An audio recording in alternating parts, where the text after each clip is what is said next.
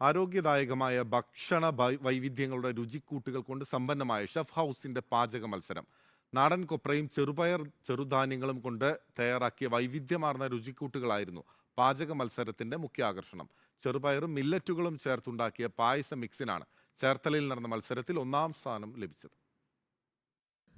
സാധാരണ പാചക മത്സരങ്ങളിൽ 2 കാര്യങ്ങൾ നോക്കിയാണ് വിധി നിർണയം. സ്വാദ്, അവതരണ ഭംഗി എന്നിവയാണവ. കോഴിക്കോട്ടെ സ്റ്റാർട്ടപ്പ് കമ്പനിയായ ഷെഫ് ഹൗസ് ചേർത്തല നൈപുണ്യ കോളേജിൽ വെച്ച് നടത്തിയ പാചക മത്സരം ഇവിടെയാണ് സാധാരണ മത്സരങ്ങളിൽ നിന്ന് വ്യത്യസ്തമാകുന്നത്. ആരോഗ്യദായകമായ ചേരുവകൾ ചേർത്തുണ്ടാക്കുന്ന സ്വാദിഷ്ടമായ ഭക്ഷണങ്ങൾക്കാണ് ഷെഫ് ഹൗസിന്റെ മത്സരത്തിൽ ഊന്നൽ നൽകിയത്. 53 പേർ പങ്കെടുത്ത മത്സരത്തിൽ ആരോഗ്യപ്രദമായ നിരവധി രുചിക്കൂട്ടുകൾ പിറന്നു. മില്ലറ്റുകൾ അഥവാ ചെറുധാന്യങ്ങളാണ് ഏറെ പേരും രുചിക്കൂട്ടുകൾ ഉണ്ടാക്കാൻ ഉപയോഗിച്ചത്. മനുഷ്യന്റെ ഹെൽത്ത് ബെറ്റർ ആവാൻ ഏറ്റവും കൂടുതൽ ഇന്നോവേഷൻസ് വേണ്ടത് ഫുഡിന്റെ കാര്യത്തിലാണ്.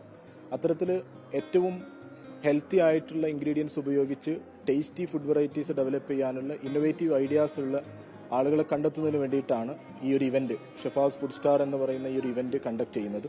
ചെറുപയറും മില്ലറ്റുകളും ചേർത്ത പായസ മിക്സ് ഉണ്ടാക്കിയ വിദ്യാസനലാണ് മത്സരത്തിൽ ഒന്നാമതെത്തിയത്. കൊപ്ര നിറച്ച അടയുണ്ടാക്കിയ ഫസീല രണ്ടാമതും, മില്ലറ്റ് ഉപയോഗിച്ച് ബോംബെ കേരള മിക്സർ ഉണ്ടാക്കിയ ഫാത്തിമ നോറ മൂന്നാമതുമെത്തി.